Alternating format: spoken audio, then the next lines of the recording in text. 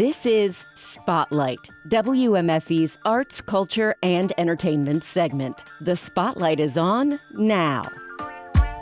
I'm Talia Blake, filling in for Nicole Darden-Creston.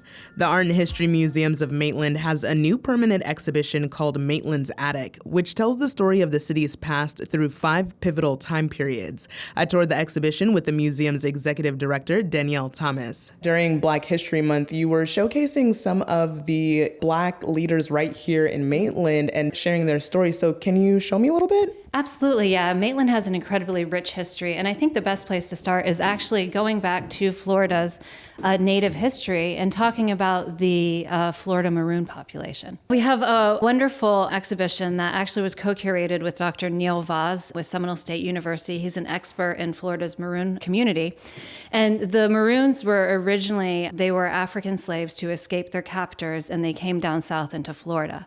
And the term comes from the Spanish word cimarrones, which referred to indigenous groups that resisted colonial control, and at a later point was shortened to the term maroon. So what is their connection to Maitland? The maroon population came down and they fought alongside the Florida Seminoles during the Seminole Wars.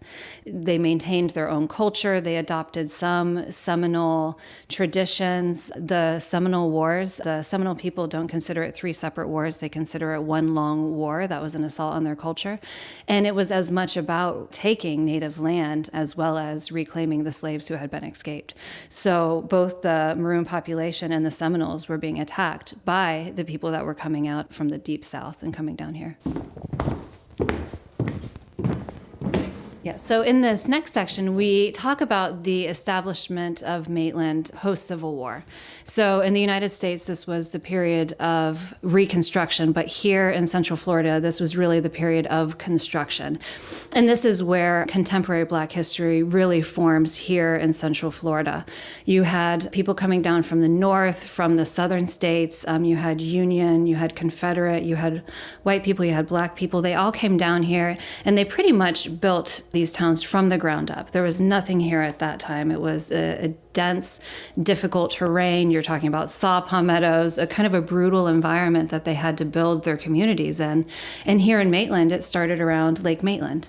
And also what today is known as Lake Lily is where you really see the establishment of Maitland's Black community, which eventually became Eatonville.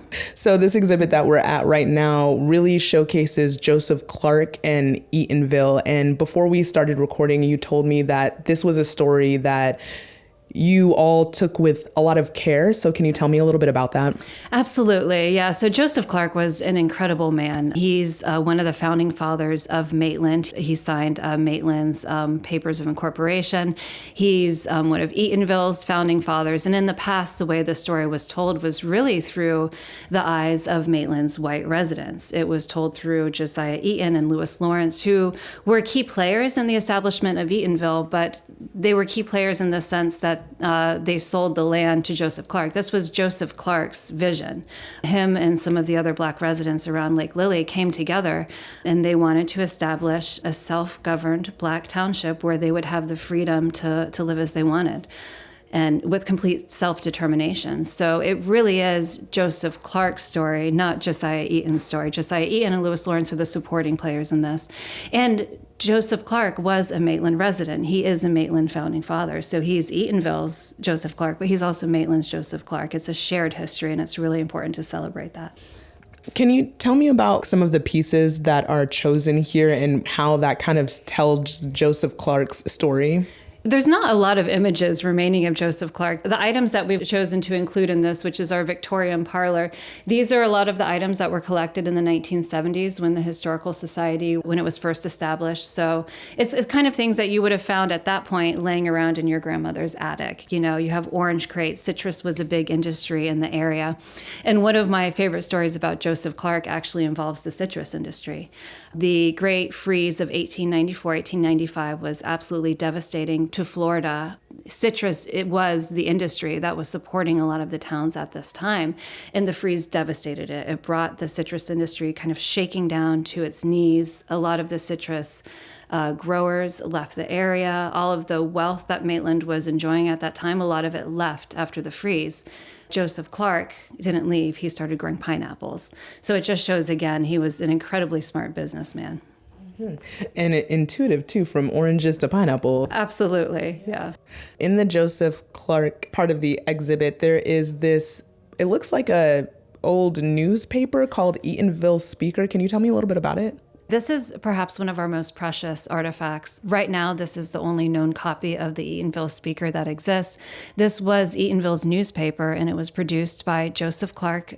But this first article I'll kind of point out attention to here, colored people of the United States solved the great race problem by securing a home in Eatonville, Florida.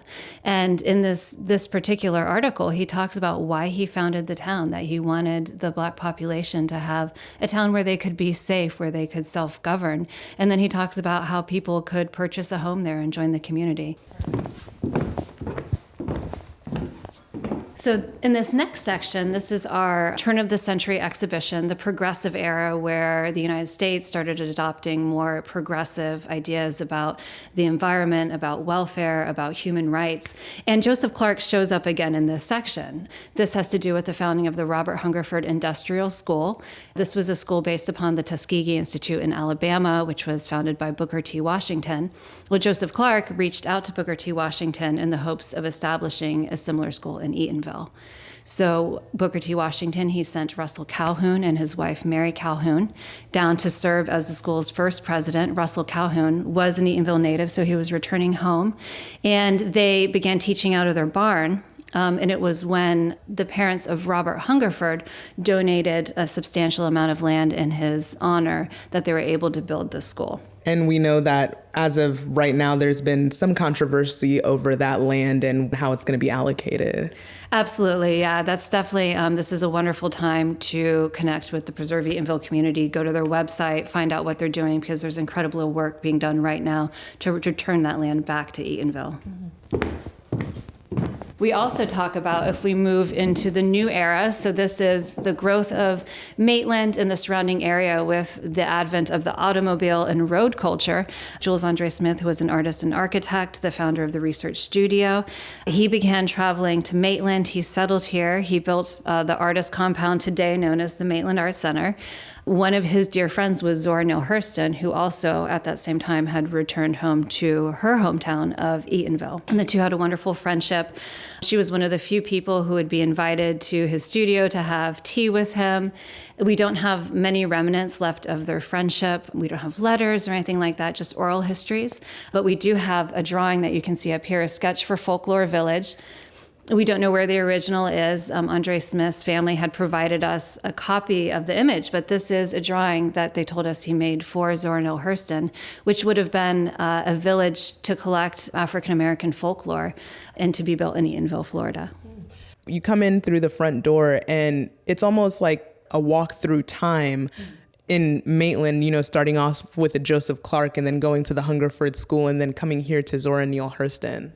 Yeah, absolutely. And part of the reason why we called this Maitland's Attic, it's kind of an affectionate nod to how a lot of the community has viewed us. You know, we'll often have boxes of phones left on our doorstep, which isn't the way to donate to a museum if you are interested.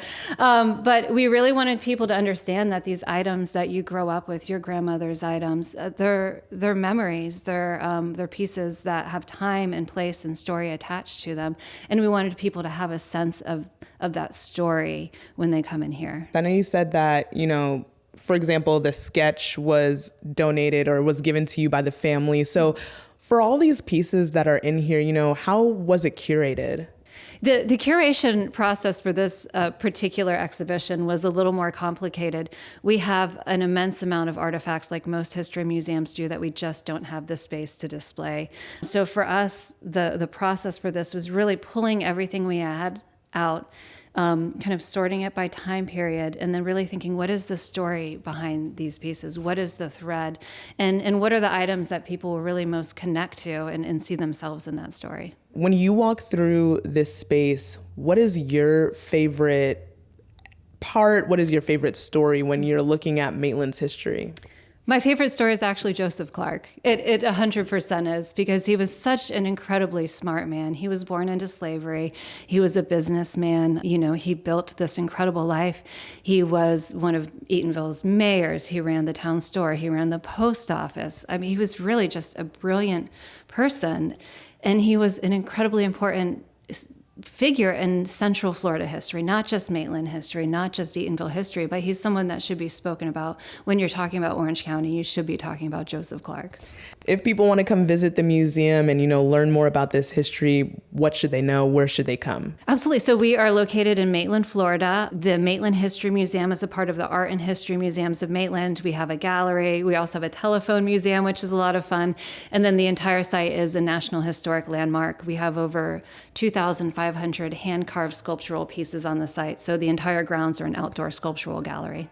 Danielle, thank you so much for, walking me through this exhibit. It's been so enlightening to learn about Maitland's history. Yeah, thank you so much. That was the Art and History Museums of Maitland Executive Director Danielle Thomas. Spotlight is a production of 90.7 WMFE News. Editorial guidance this week from LaToya Dennis. Support for Spotlight comes from our listeners. I'm Talia Blake, in for Nicole Darden-Creston. Thanks for listening.